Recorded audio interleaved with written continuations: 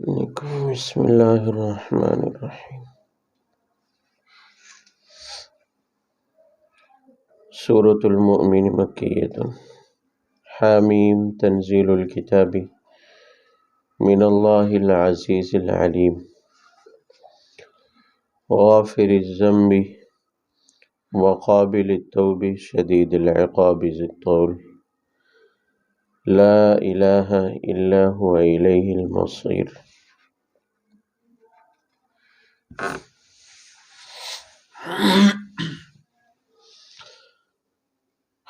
سورت کا تعارف تو کل ہو چکا ہے۔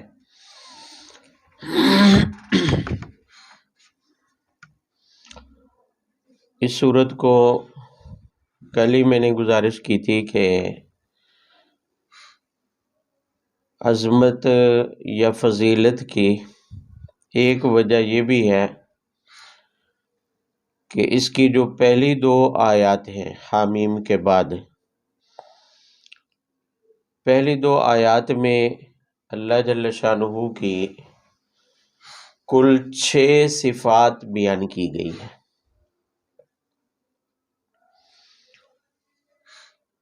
اور جن آیات میں قرآن پاک کے اندر اللہ تعالیٰ کی صفات مذکور ہیں تو اللہ کے ساتھ خاص نسبت کی وجہ سے ان آیات کی عظمت کچھ بڑھ گئی ہے۔ جیسے آیت الکرسی ہے، اس میں اکٹھی اللہ تعالیٰ کی 10 صفات بیان کی گئی، اس لیے آیت الکرسی کے فضائل بھی بہت سارے ہیں، اس کی عظمت۔ ویسے تو قرآن کا ہر لفظ کلمے نے کہا کہ کلام اللہ ہے، اور کلام اللہ کو اللہ کے ساتھ جو نسبت حاصل ہے اس نسبت کی وجہ سے پوری کلام ہی عظمت والی ہے، لیکن وہ آیات خاص طور پر ان کی عظمت بڑھ جاتی ہے جن میں اللہ کی صفات کا کیا ہے، ذکر ہے۔ تو ان دو آیات میں بھی اللہ جل شانہ کی 6 صفات کا ذکر ہے، اور یہ 6 صفات بھی ایک خاص موقع اور پس منظر کی وجہ سے۔ کل ہی میں نے عرض کیا تھا کہ یہ ان مکی صورتوں میں سے ہے جو مکہ کے بالکل آخری زمانے میں نازل ہوئی، یعنی اس صورت کا نمبر غالباً 60 ہے۔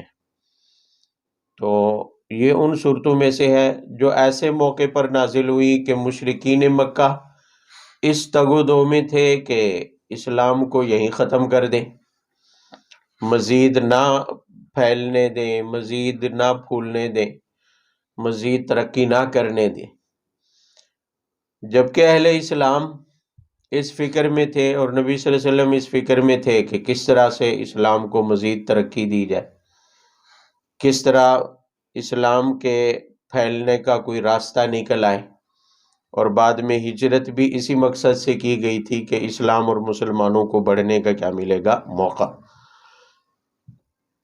تو اسی پس منظر میں یہ آیات نازل ہوئی، اور ان صفات کو بھی اسی وجہ سے یہاں لایا گیا، یہ بتانے کے لیے کہ جس ذات کے احکام یا شریعت کے آگے تم باندھنے کی، روک لگانے کی ناکام کوشش کر رہے ہو، اس ذات کی تو یہ اعلیٰ صفات ہے، ایسی کامل صفات والی ذات اور اس کا بھیجا ہوا دین تمہارے روکنے سے نہیں روکے گا۔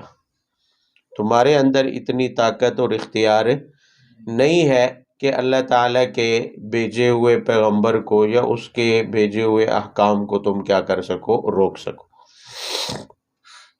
پہلے صفات کو دیکھ لیں، پھر اس پر بات آ جائے گی آگے۔ سب سے پہلے جملہ تو ہے تنزیل الکتاب من اللہ، کہ یہ قرآن پاک ایسی کتاب ہے جو اللہ کی طرف سے تدریجاً نازل کی گئی ہے۔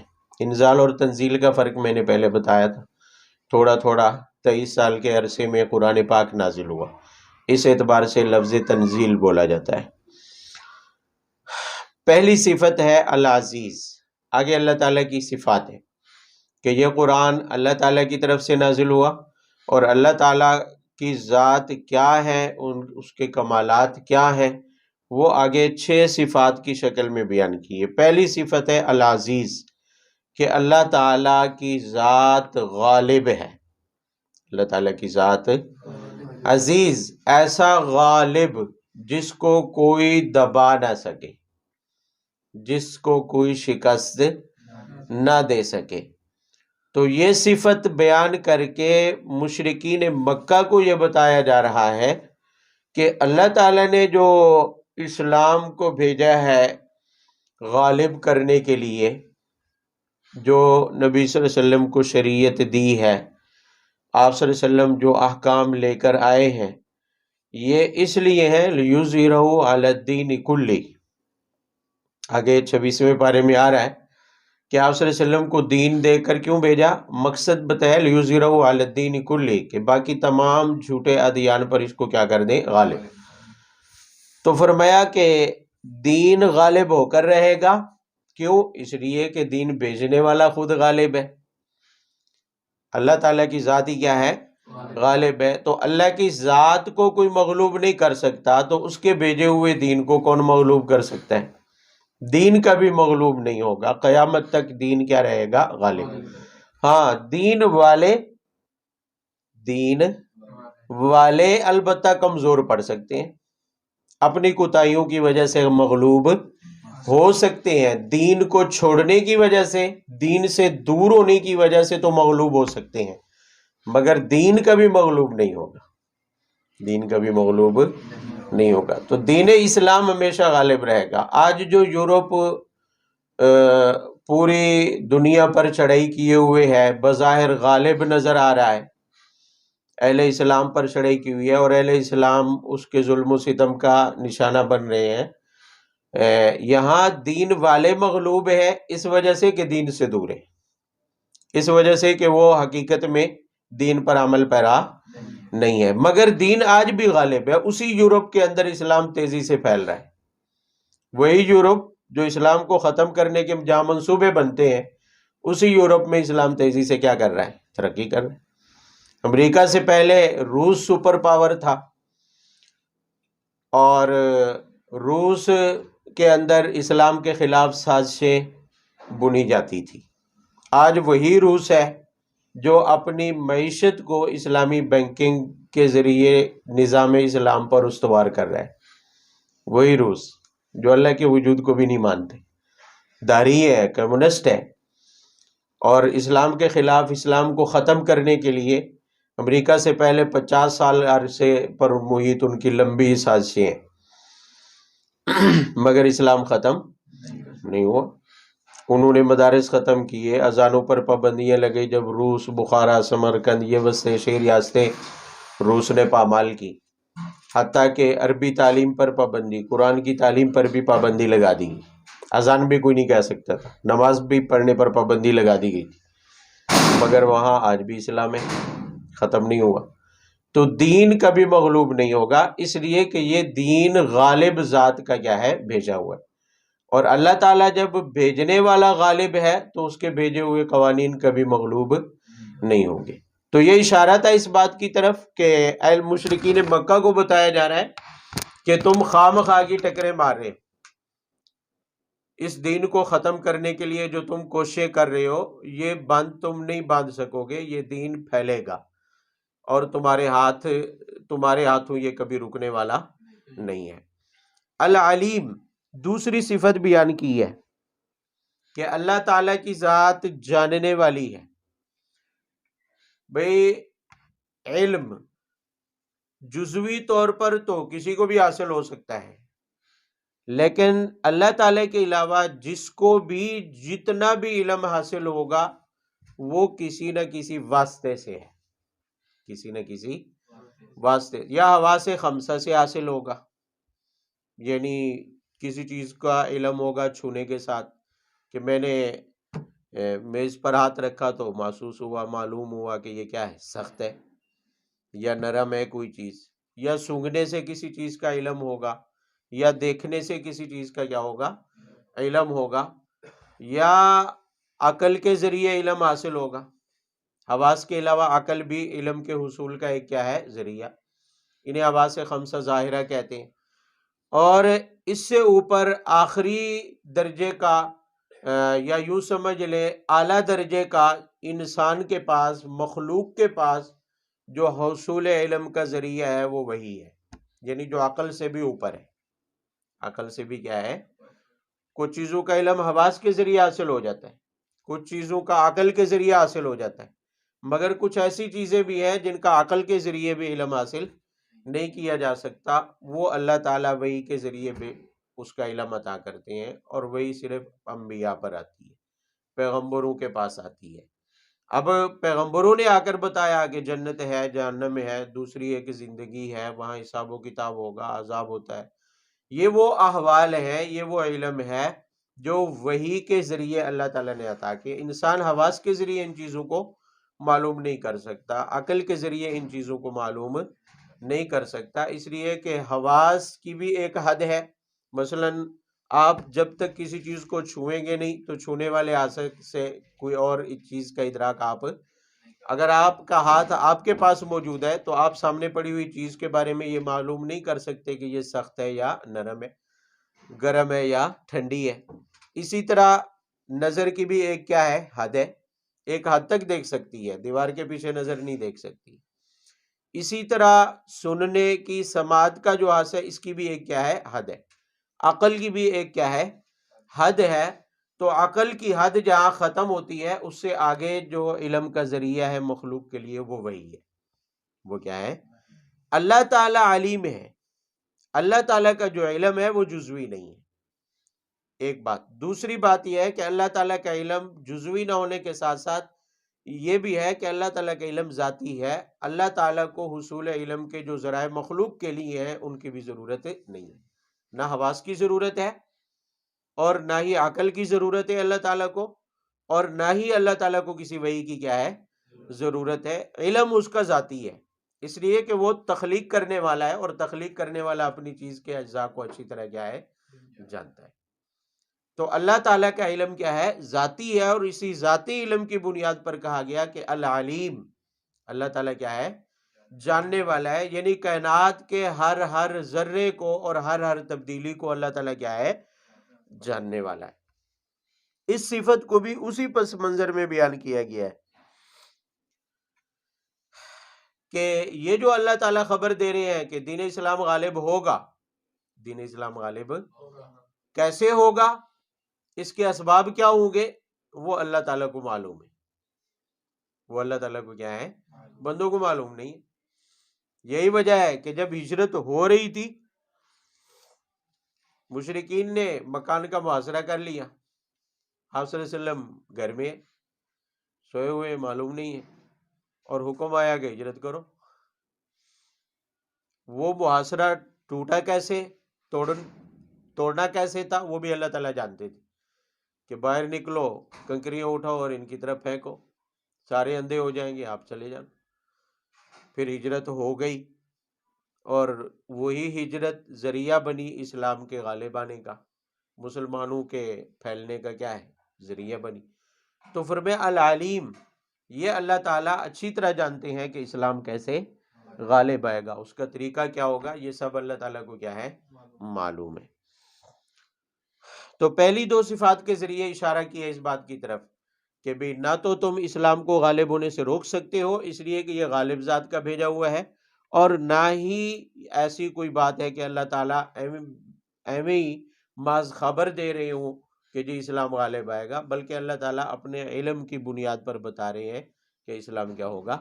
غالب ہوگا۔ غافر الذنب، تیسری صفت بیان فرمائی ہے کہ اللہ تعالیٰ گناہوں کو بخشنے والے، گناہوں کو بھی یہاں پر لفظ ذنب بولا گیا ہے۔ نافرمانی کے لیے قرآن پاک میں 4 قسم کے الفاظ بولے گئے، کسی کو یاد ہے؟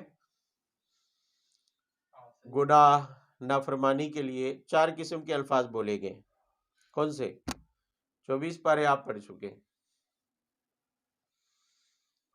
ذنب، خطیئہ، سیئہ اور معصیت۔ صیغے بدلے ہوئے ہو سکتے ہیں مگر الفاظ بنیادی طور پر یہ 4 ہی ہیں۔ کون سے؟ ذنب، ذنوب بھی آیا، اس کی جمع بھی آئی ہے، اور خطیئہ، خطایا اس کی جمع بھی استعمال ہوئی ہے، اور سیئہ سیئات اس کی جمع استعمال ہوتی رہی ہے، اور معصیہ۔ یہ جو چار قسم کے الفاظ ہیں، حقیقی معنی کے اعتبار سے یہ گناہوں کے چار درجات ہیں۔ گناہوں کے سب سے کم درجے کا گناہ کو ذنب کہا جاتا ہے، سب سے کم درجے کے گناہ کو کیا کہا جاتا ہے؟ ذنب، اور اس سے اوپر والے درجے کو خطیئہ، اور تیسرے درجے والے کو سیئہ، اور چوتھے درجے کے گناہ کو کہا جاتا ہے معصیت، جسے گناہ کبیرہ بھی کہتے ہیں، گناہ کبیرہ بھی۔ تو اللہ تعالی فرمایا غافر الذنب، سب سے چھوٹی کوتاہیاں جنہیں صغیرہ گناہ کہا جاتا ہے، فرمایا عام چھوٹی موٹی کوتاہیاں غافر الذنب بھی اللہ تعالیٰ ویسے ہی کیا کر دیتے ہیں، ان میں توبہ بھی شرط نہیں ہوتی ہے، نماز پڑھنے سے معاف ہو جاتی ہے۔ جیسے حدیث میں آتا ہے کہ جس نے ایک جمعہ پڑھا دوسرا جمعہ پڑھا تو دونوں جمعوں کے بیچ میں جو گناہ ہوئے وہ کیا ہو جاتے ہیں، ایک نماز سے دوسری نماز تک کے جتنے گناہ ہیں وہ اگلی نماز سے کیا ہو جاتے ہیں، وہاں معافی انہی کی ہوتی ہے، غافر الذنب، کہ مومن کے اللہ تعالیٰ گناہ نیکیوں کے ذریعے کیا کر دیتے ہیں، معاف کر دیتے ہیں۔ کوئی نیکی کی، کوئی عبادت کی، کوئی نیک عمل کیا، اس کے ذریعے گناہ کیا ہو جاتے ہیں، معاف۔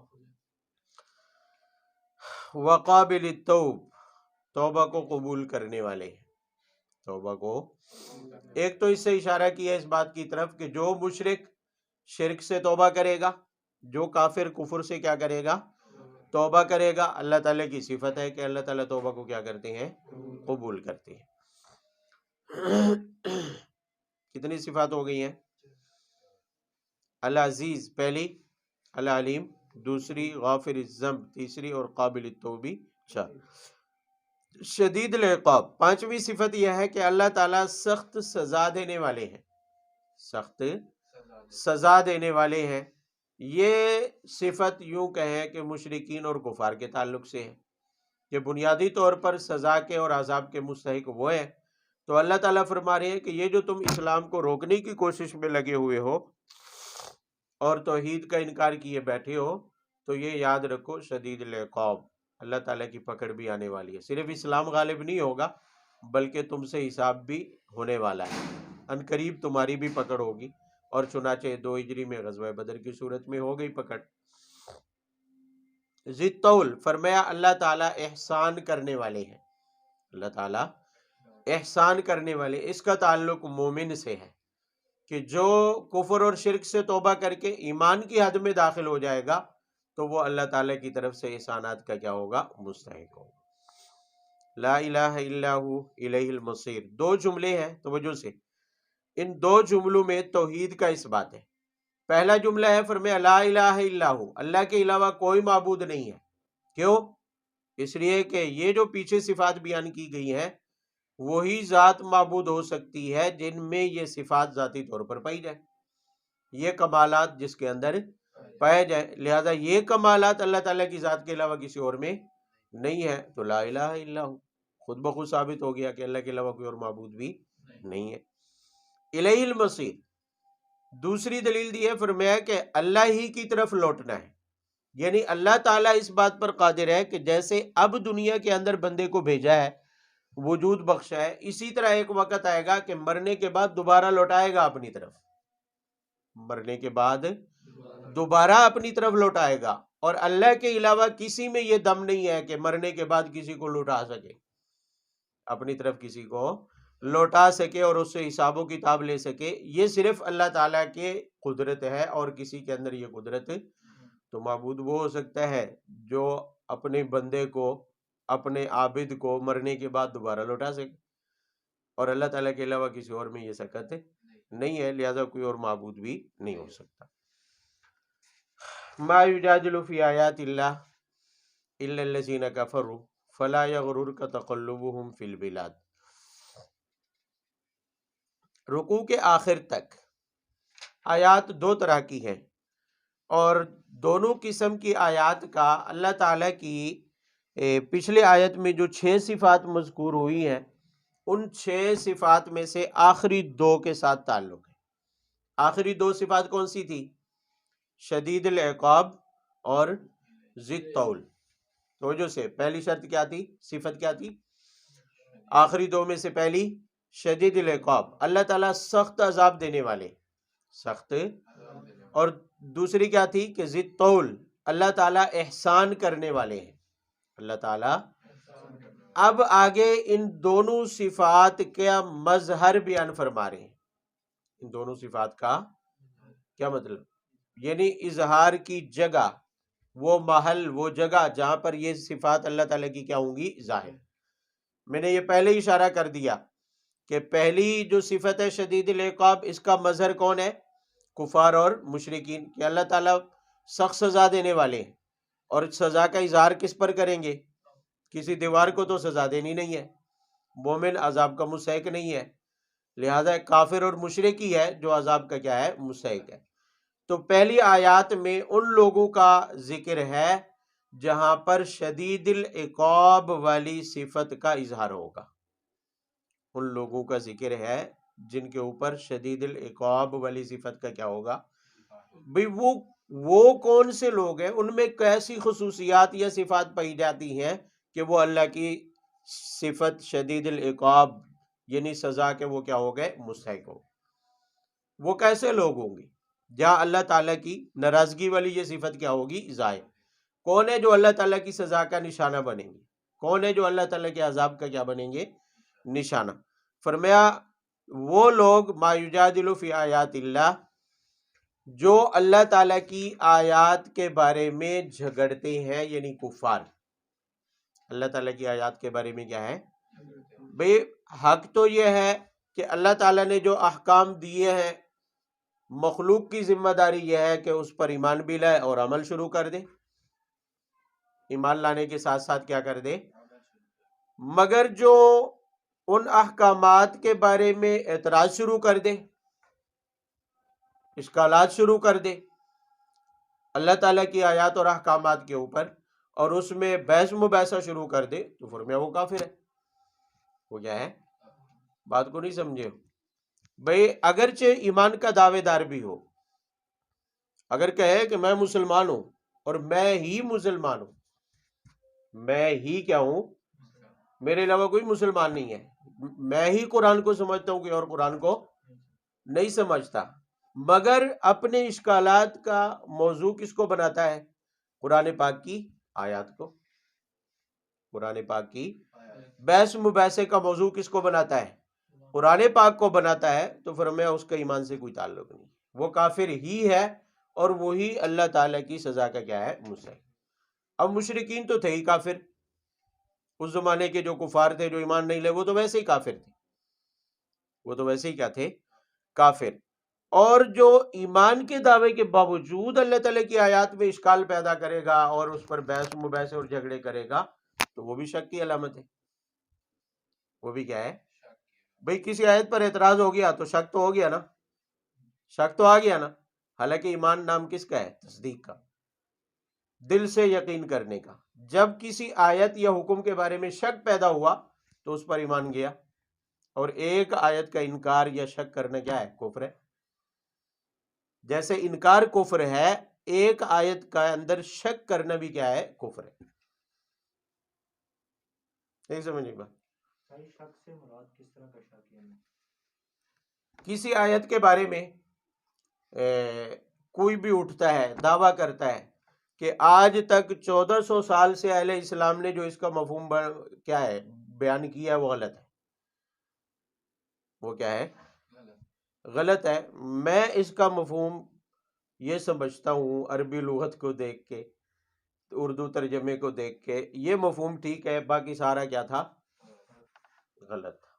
حالانکہ جیسے قرآن پاک کے معنی، قرآن پاک کے الفاظ اللہ کی طرف سے، معنی اور مفہوم بھی کس کی طرف سے متعین ہے، اگرچہ معنی اور مفہوم نبی صلی اللہ علیہ وسلم کی زبانی ہم تک پہنچے.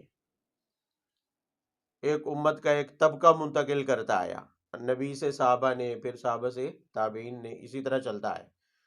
تو اب اگر وہ امت کے 1400 سالہ متفقہ مفہوم کا کیا کرتا ہے، وہ انکار اور اس پر اشکال اٹھاتا ہے، تو اس آیت کا جو مفہوم ہے حقیقت میں، اس پر اس کا کیا ہو گیا، شک پیدا ہو گیا. اور ایک آیت کے بارے میں شک کی وجہ سے کیا ہو جائے گا؟ کافر، ایمان ختم۔ انکار اور شک اللہ تعالیٰ کے قرآن پاک کی کسی بھی ایک آیت یا حکم کے بارے میں جو قطعی ہے، انکار بھی کفر ہے اور شک رکھنا بھی کیا ہے؟ کفر ہے۔ جیسے ہم نے آیت پڑھی ہے کہ ما کان محمد ابا احد من رجالکم ولکن رسول اللہ وخاتم النبیین، کہ آپ صلی اللہ علیہ وسلم آخری رسول ہے، انبیاء کے خاتم ہیں۔ اب اس کا یہ مفہوم آپ صلی اللہ علیہ وسلم سے آج تک 1400 سالہ امت اس پر متفق ہے کہ خاتم النبیین کا یہی مفہوم ہے کہ آپ صلی اللہ علیہ وسلم کے بعد کوئی نیا نبی نہیں آئے گا، نبوت آپ پر ختم ہو چکی۔ اب کوئی مرزا اٹھ کر اس کا وہ مفہوم بیان کرتا ہے، جی خاتم کا یہ معنی تھا، یہ معنی تھا، لہذا میری نبوت ابھی ثابت ہو سکتی ہے، میں نبی بن سکتا ہوں۔ تو کیا ہو گیا؟ آیت کے بعد اسی آیت پر وہ بحث کرتے ہیں، تو شک پیدا ہوا ان کے لیے، اور شک نتیجہ کیا نکلے گا؟ کفر ہے۔ نتیجہ کیا نکلے گا؟ کفر ہے، اگرچہ وہ قرآن پڑھ رہا ہو، اگرچہ 5 وقت کی وہ نمازیں بھی پڑھ رہا ہو۔ آپ دیکھ لیں آج کل کا جو مرزا مسرور ہے، کیسے سفید ریش، ایسے لگتا ہے جیسے کوئی شیخ الحدیث ہو مدرسے کا۔ وہ مرزا کا جو خلیفہ ہے، مرزا مسرور لندن والا، تو ایسے لگتا ہے۔ جب اسمبلی میں بحث چل رہی تھی قادیانیوں کے بارے میں بھٹو کے دور میں، تو اس وقت جو غالباً مرزا ناصر تھا، جو خلیفہ تھا بڑے مرزا کا، تو وہ جب آیا نا قرآن پاک میں اسمبلی کے اندر، جس دن بحث شروع ہونی تھی، تو اس نے قرآن پاک ایسے اٹھایا، سینے سے لگایا ہوا، اتنی لمبی تسبیح اس کے ہاتھ میں، اور سفید داڑھی، سفید امامہ، سفید کپڑے، جبہ شبہ پہنا ہوا ہے، ایسے کوئی جیسے نورانی چہرہ بزرگ۔ تو جو ہی وہ اسمبلی ہال میں داخل ہوا تو ممبران اسمبلی کہنے لگے توبہ استغفر اللہ، مفتی محمود رحمۃ اللہ علیہ کو، مفتی صاحب آپ انہیں کافر کہتے ہیں، آپ انہیں کافر کہتے ہیں، یہ وہ ہمارے نمائندے جو ہم سے ووٹ لے کے جاتے ہیں، سورے یہی کہہ رہے۔ مفتی صاحب نے کہا دیکھتے جاؤ کیا ہوتا ہے، بس سنو تو۔ بحث شروع ہو گئی۔ اس وقت کے جو اٹارنی جنرل تھے، انہوں نے آگے بحث، کیونکہ اندر سوال جواب انہوں نے کرنے تھے، سوال جواب شروع ہوئے۔ اب سوال کرنے والے اٹارنی جنرل تھے، تو مفتی صاحب نے کہا پہلا سوال ہی ان سے یہ پوچھ لیں کہ یہ پوری اسمبلی، ہر ممبر بھٹو صاحب سمیت، کوئی بھی مرزا کانے کو نبی نہیں مانتا، آپ کا کیا خیال ہے ان کے بارے میں؟ اس نے کہا جو نہیں مانتا وہ کافر ہے۔ تو مفتی صاحب نے ادھر متوجہ ہو کے کہا لو پھر اب بتاؤ اس بزرگ کے بارے میں جس کی شکل صورت دیکھ کے تم کیا ہے یہ کہہ رہے تھے، متاثر ہو رہے تھے کہ بھلا ان کو تم کافر کہتے ہو۔ بات سمجھ آ رہی ہے؟ تو بھئی ایک آیت میں شک اور انکار ہی کیا ہے؟ کفر ہے۔ تو فرمایا ما یجادل فی آیات، اللہ تعالیٰ کی آیات کے بارے میں جھگڑا اور بحث کا شوق اسی کو ہوگا جو کافر ہو، جو کیا ہوگا؟ کافر ہوگا۔ ورنہ مفہوم متعین ہے، جیسے الفاظ متعین ہے اللہ کی طرف سے، مفہوم بھی کیا ہے؟ متعین ہے۔ اس مفہوم کے اندر کوئی تبدیلی کرے گا اور اپنے عقل کی بنیاد پر جی اس لفظ کا فلاں معنی ہوتا ہے، اس لفظ کا فلاں، جیسے منکرین حدیث جو اپنے آپ کو اہل القرآن کہتے تھے، جیسے غلام احمد پرویز گزرا ہے، مسٹر پرویز کے نام سے، عبداللہ چکڑالے والا گزرا ہے، عبداللہ چکڑالوی کے نام سے مشہور تھا۔ منکرین حدیث پورا ایک گروہ موجود ہے ہمارے ہندوستان اور پاکستان کے اندر۔ تو وہ بھی یہی کہتے تھے کہ قرآن ہمیں سمجھ آیا ہے، ان مولویوں کو 1400 سالہ امت کو قرآن پاک سمجھ، اور وہ بھی اسی طرح کی تفسیریں کرتے تھے، اور جو 1400 سال سے امت جو مفہوم بیان کرتی آ رہی ہے قرآن پاک کا، اس پر انہیں اعتراض ہوتے ہیں، بحث کرتے ہیں، ان کے لمبے لمبے مناظرے اور مباحثے ہیں۔ تو فرمایا کہ قرآن پاک کی ایک بھی آیت کے بارے میں جو جھگڑا کرے گا، سمجھ لو قرآن پاک میں بحث کرنے والا وہ کافر ہی ہے، اس کا ایمان سے کوئی تعلق۔ کیوں؟ اس لیے کہ محض بحث اور جھگڑے کا مطلب ہی یہ ہے کہ وہ اشکال پیدا کرے گا، اشکال اٹھائے گا، اور جہاں اشکال آیا تو شک پیدا ہو گیا، اور شک کی وجہ سے کفر میں چلے جائے گا، ایمان باقی نہیں رہتا، کیونکہ ایمان نام ہے تصدیق قلبی کال، بغیر کسی شک کے، بغیر کسی شک کے۔ تو جہاں شک آئے گا حکم قطعی کے بارے میں تو کافر ہو جائے گا۔ بات سمجھ آئی ہے؟ اسی پر یہ بات بھی سمجھ لے، لوگ ویسے عام طور پر کہتے ہیں کہ مولویوں کو شوق ہے کسی کو کافر کافر کہنے کا، کافر کافر کہنے کا۔ او بھائی مولوی، پہلی بات تو یہ کہ مولوی کوئی کسی کو نہ کافر کہتا ہے نہ بناتا ہے، کافر خود ہوتا ہے بندہ۔ مولوی صرف بتاتا ہے کہ حضرت آپ اسلام سے کیا ہے، باہر چلے گئے بس، اور مولوی کے ذمہ لگا دیتے ہیں کہ اس نے کیا کہہ دیا، یہ ہمیں کافر کہتے ہیں، کافر کافر تکفیری ہو گیا۔ حالانکہ اب مشہور یہی ہے، اب رافضی ہیں جیسے، جنہیں ہم شیعہ کہتے ہیں، وہ اس پورے ان 2 رکوع کے منکر ہیں جو حضرت ام عائشہ رضی اللہ تعالیٰ عنہ کی طہارت کے بارے میں کیا ہوئے، سورہ نور میں آپ پڑھ چکے ہیں۔ اللہ تعالیٰ نے حضرت ام عائشہ کی برات کے بارے میں جو 2 رکوع نازل فرمایا، ان دونوں کے پورے 2 رکوع کے وہ کیا ہیں، منکر۔ کتنے بھئی؟ ان میں اللہ تعالیٰ نے واضح اعلان فرمایا اولئک مبرؤون مما یقولون، جو منافقین کہہ رہے ہیں یہ اس سے کیا ہے، بری ہیں۔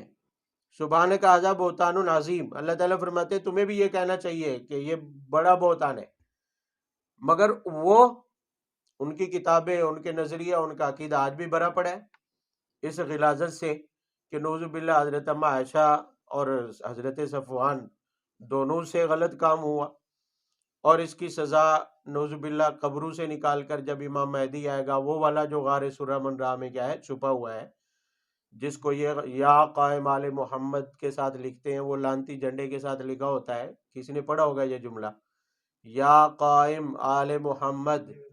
پڑھا ہے کبھی جملہ؟ نہیں پڑھا؟ آج سے اور کرنا، وہ جو لانتی پنجہ ہوتا ہے نا، اس کے نیچے ادھر ادھر دیواروں پر اکثر لکھا ہوتا ہے یا قائم آل محمد۔ اس سے مراد قائم آل محمد کا مطلب یہ ہے کہ وہ امام مہدی کو پکار رہے ہیں کہ آل محمد کو قائم رکھنے والے ظاہر ہو جاؤ، کیا ہو جاؤ، ظاہر ہو جاؤ۔ اور وہ کہہ رہے ہیں کہ جب وہ ظاہر ہوں گے تو وہ پہلا کام یہی کریں گے، نعوذ باللہ من ذالک، فدق چھیننے والوں کو سزا دیں گے، نعوذ باللہ، نقل کفر، کفر نباشت۔ اور حضرت عائشہ رضی اللہ عنہ کے بارے میں یہ غلاظت انہوں نے لکھی ہے کہ ان کو قبر سے نکال کر کیا ہے، سزا دیں گے۔ تو وہ ان پورے 2 رکوع کا جو منکر ہو، مولوی اس کو کہاں اسلام میں داخل، وہ تو خود نکل گیا، وہ تو خود بھئی یاد کراز کر کے کیا ہے، نکل گیا۔ مولوی صرف یہ بتا دے اس کا جرم یہ ہے کہ بھئی یہ ہاتھ سے نکل گیا ہے، تو لوگ کہتے ہیں اس نے فتویٰ لگا دیا۔ بھئی ایک آیت کا انکار کیا ہے، اس میں شک کرنا کفر ہے، تو جو 2 رکوع کو نہ مانتا ہو تو اس کا ایمان کدھر ہے؟ بھلے وہ اپنے آپ کو کہتا ہے مومن، آئے مومنو، جو مرضی کہتا رہے۔ تو بہرحال یہ علامت قرآن کے بارے میں، اللہ تعالیٰ کے احکامات اور آیات کے بارے میں جھگڑے گا کون؟ کافر۔ بے اللہ کے ساتھ حصر کیا ہے، ما یجادلو، نہیں جھگڑتا اللہ تعالیٰ کی آیات کے بارے میں، الا الذین کفروا، مگر جو کیا ہوگا، کافر ہوگا۔ ہمیشہ اشکال یا بحث اسی کو ہوگی قرآن پاک کی قطعی آیات کے بارے میں، جو جھگڑالو ہوگا وہ جو کافر ہوگا۔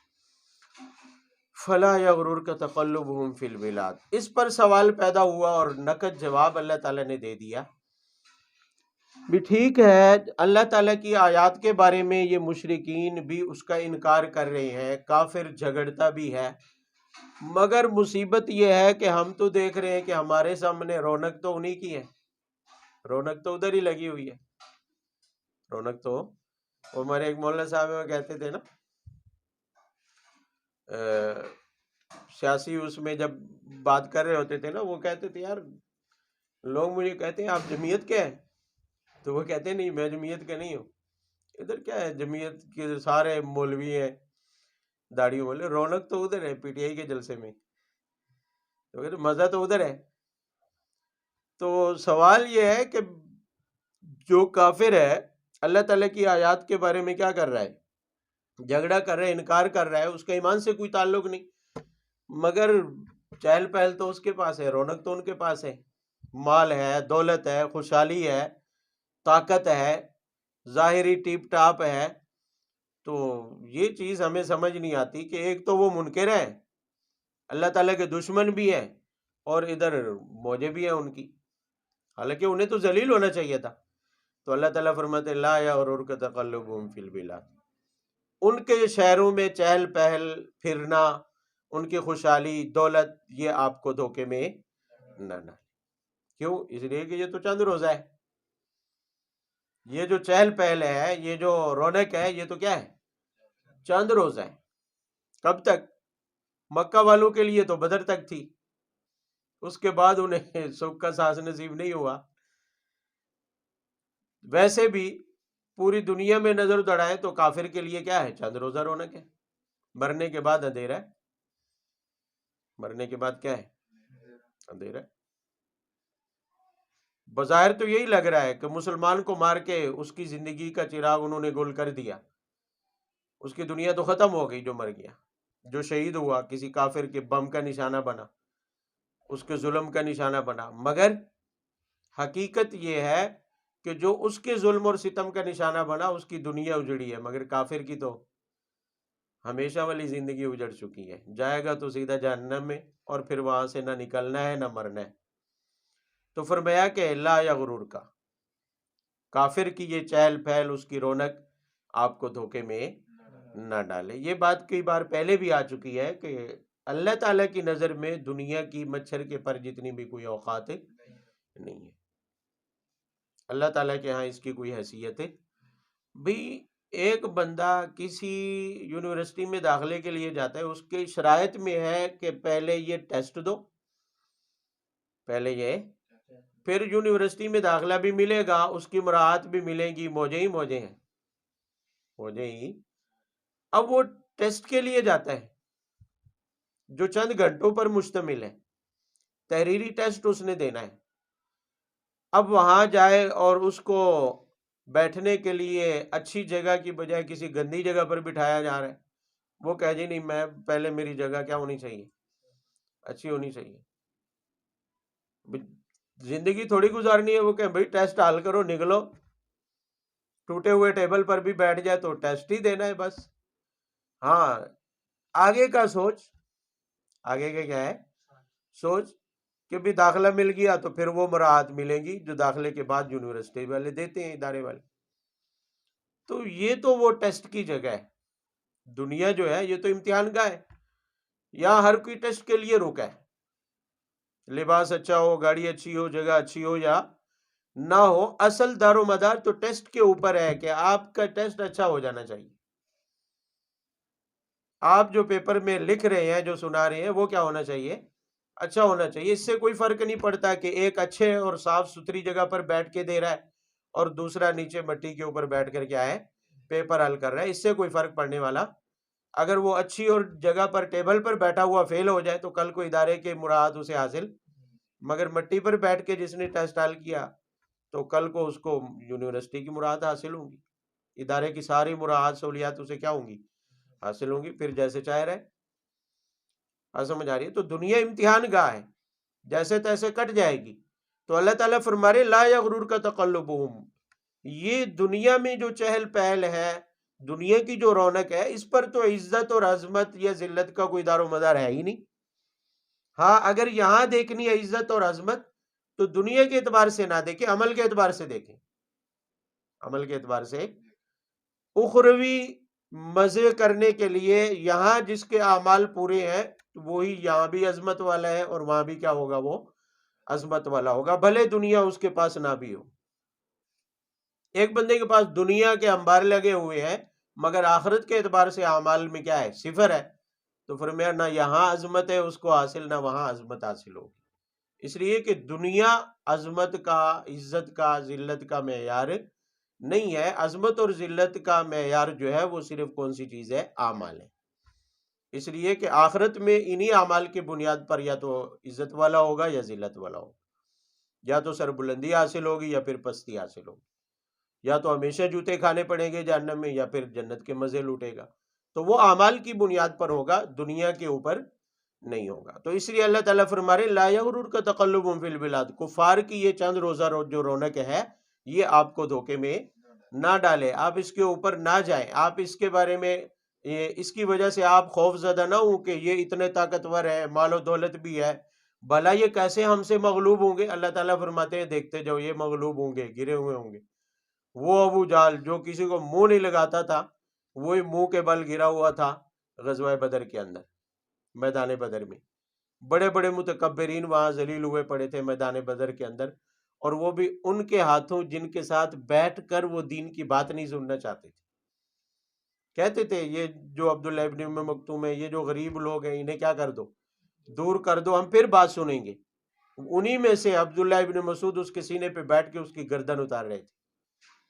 وہ دو بچے اسے پچھاڑ کر میدان میں زمین کے اوپر گرا رہے تھے، معاذ اور معوذ، دونوں بچے تھے چھوٹے، گرایا انہوں نے، اور گردن عبداللہ ابن مسعود نے کاٹی ہے۔ عبداللہ ابن مسعود رضی اللہ عنہ صحابہ کرام جسامت کے لحاظ سے بہت مختصر آدمی تھے، جب گردن کاٹ رہے تھے تو پھر بھی اکڑ نہیں جا رہی تھی، کہتا ہے ذرا لمبی کر کے کاٹو۔ کٹی ہوئی گردن لوگ دیکھیں گے تو کسی سردار کی گردن ہے۔ تو اللہ تعالیٰ یہ فرما رہے ہیں کہ چند روزہ رونا کیا ہے، پھر اس کے بعد انہوں نے بھی کیا ہو جانا ہے، ذلیل ہو جانا ہے۔ یہ دولت، یہ رونق ساری کی ساری ان سے کیا ہو جائے گی، چھن جائے گی۔ کذبت قبلهم قوم نوح والاحزاب من بعدهم وهمت كل امة برسولهم ليأخذوه وجادلوا بالباطل ليدحضوا به الحق فأخذتهم فكيف كان عقابي۔ دنیا میں انسان کی فطرت اللہ تعالیٰ نے یہ رکھی ہے کہ وہ کسی محسوس مثال کو دیکھ کر بات اچھی طرح سمجھ جاتے ہیں۔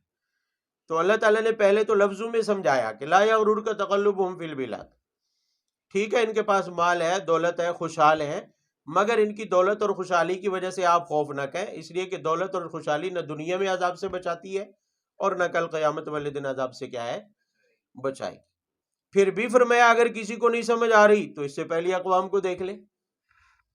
اس سے پہلی اقوام کو کیا ہے بھئی، مشرکین مکہ میں کوئی بادشاہ تو نہیں تھا، کوئی فرعون اور نمرود، تو فرمایا کذبت قبلہم قوم نوح والاحزاب من بعدہم، اس سے پہلے بڑی طاقتور قومیں بھی کیا ہے، اسی طرح سے اکڑ دکھا چکی ہیں، مگر اللہ نے ان کی اکڑ بھی کیا کر دی ہے، توڑ دی ہے۔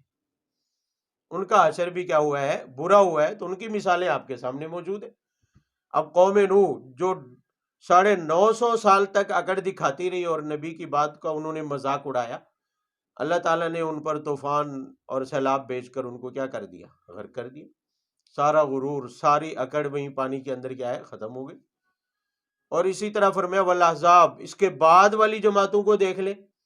نمرود تو پوری دنیا روئے زمین پر بادشاہت کا دعوے دار تھا، فرعون تو انا ربکم الاعلی کہتا تھا کہ میں بڑا رب ہوں، مگر اللہ تعالیٰ نے ان کی اکڑ بھی توڑ ڈالی ہے۔ تو فرمایا ان مشرکین کے پاس کیا ہے، فرعون جتنی دولت بھی نہیں ہے ان کے پاس، فرعون جیسی بادشاہت اور طاقت بھی ان کے پاس، اتنے بڑے لشکر بھی ان کے پاس نہیں ہے۔ تو جب اتنی بڑی قوتوں کے مالک اللہ کی طاقت کے آگے ڈھیر ہو گئے ہیں تو یہ کیا چیز ہے، یہ بھی ڈھیر ہو جائیں گے۔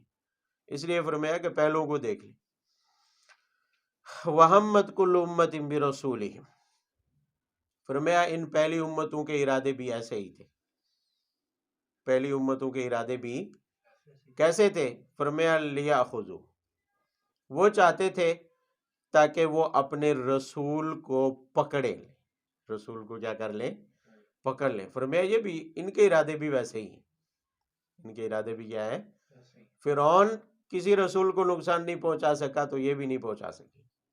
فرعون بھی تو یہی چاہتا تھا نا، موسیٰ کو پکڑ لو، گرفتار کرنے کے لیے بھاگا تھا کہ بنی اسرائیل رات کو نکل گئے ہیں چوری، تو پورا لشکر لے کر جا دھمکا کہ پکڑ کے لائیں گے اپنے غلاموں کو، مگر پکڑنے کی بجائے خود پکڑا گیا۔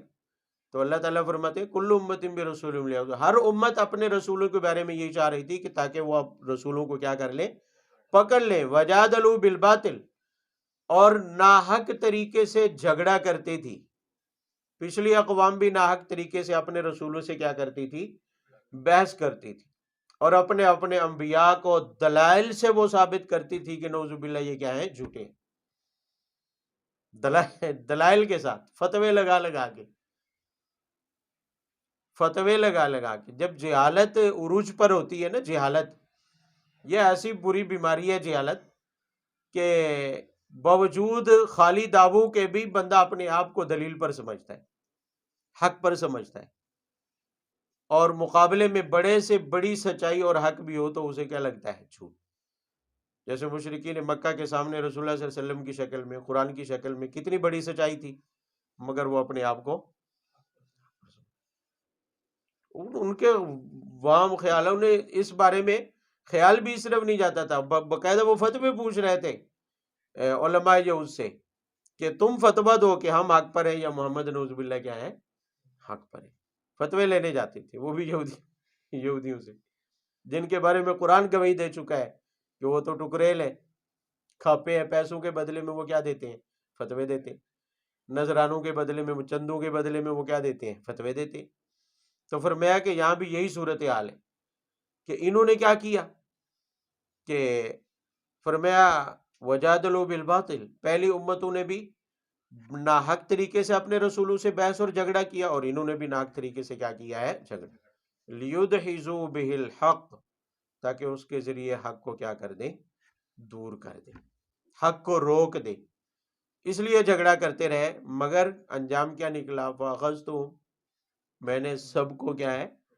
پکڑ لیا. اللہ تعالیٰ فرماتے ہیں نمرود کو مچھر کے ذریعے، فرعون کو پانی کے اندر سمندر کے ذریعے، اور قوم نوح کو طوفان میں، قوم عاد کو ہوا اور اندھیری کے ذریعے، قوم شعیب کو زلزلے کے ذریعے. تو مختلف طریقوں سے اللہ تعالیٰ فرماتے ہیں اخذتم، میں نے ان سب کو کیا کر لیا؟ پکڑ لیا. فکیف کان عقابی، اب دیکھو میرے پکڑ کیسے ہوئی. کیوں؟ اس لیے کہ شدید العقاب، اللہ تعالیٰ کی صفت ہے کہ اللہ تعالیٰ کی پکڑ کیا ہے؟ سخت ہے. جب آتی ہے تو اس کے بعد پھر کوئی دوسرا راستہ باقی نہیں رہتا. وَكَذَلِكَ حَقَّتْ كَلِمَةُ رَبِّكَ عَلَى الَّذِينَ كَفَرُوا أَنَّهُمْ أَصْحَابُ النَّارِ. فرمایا کہ جب پچھلے لوگوں کی یہ حالت ہوئی تو اسی طرح ان مشرکین مکہ میں سے بھی بہت سارے ایسے ہیں جن کے بارے میں اللہ تعالیٰ کی یہ بات ثابت ہو چکی ہے کہ یہ بھی جہنم میں جانے والے، یہ بھی کہاں جانے والے ہیں؟ جہنم میں. اور خاص طور پر جن پر دنیا میں عذاب آ گیا ان پر تو مہر لگ گئی کہ وہ تو پکے جہنمی ہیں.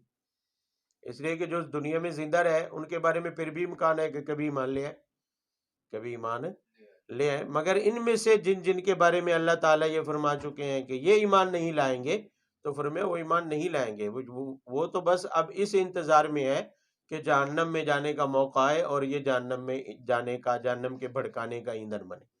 اس کے علاوہ اور کسی دوسری چیز کا یہ انتظار میں نہیں. سبحان رب.